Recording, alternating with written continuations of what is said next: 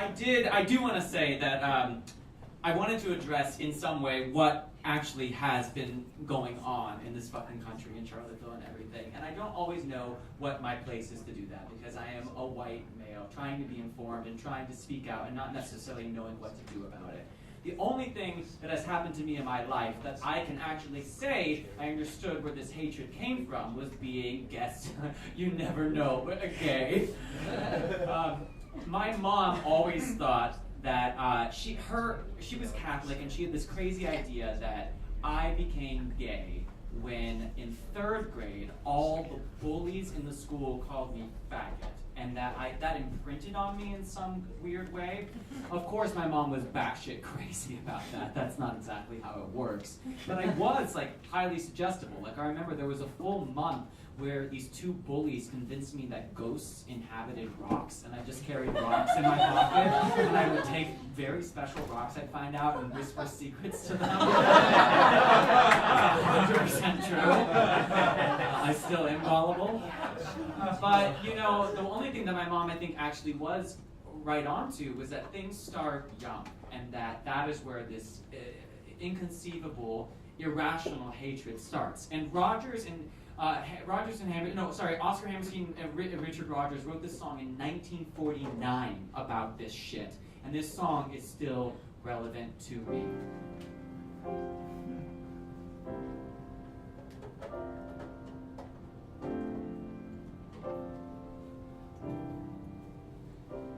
You've got to be taught to hate and fear. You've got to be taught from year to year. It's got to be drummed in your dear little ear. You've got to be carefully taught.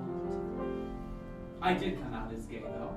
I came out actually in front of my entire Catholic high school senior class after a 4-day silent retreat called Kairos, and the 4th day I said in front of the entire mass, "I'm gay, hey!" after I gave the homily. And I'll never forget what the priest, the head priest, whatever you call them, a deacon, I don't know, that's below priest. The head priest came up to me and he said, this is very San Francisco Catholic, "I'm so excited for your life discovery, Philip. This is huge that you've come to this. And I'm very excited to talk to you about the responsibility of being celibate for the rest of your life." Thankfully, I didn't take his advice.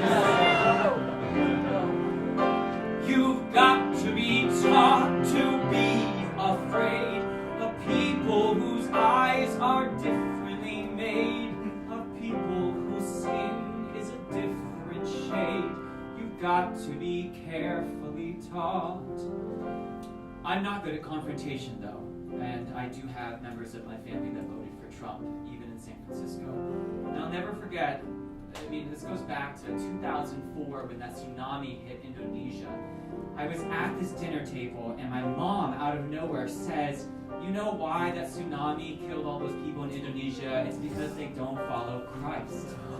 And my sister stands up and says, "How dare you say that? That is unconscionable. You can't say that." And then my uncle stands up and says, "You're just a libtard reading all these blah, blah, blahs." And then my aunt stands up and says, "We all know what everyone's really angry about. It's because he's gay and no one's talking about it."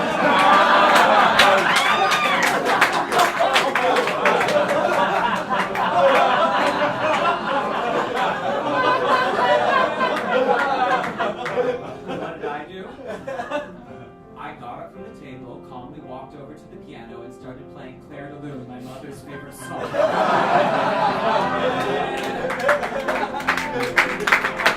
I'm not good at confrontation. But I have to be. We have to reach out, because otherwise these things just keep going on, and they are taught again and again.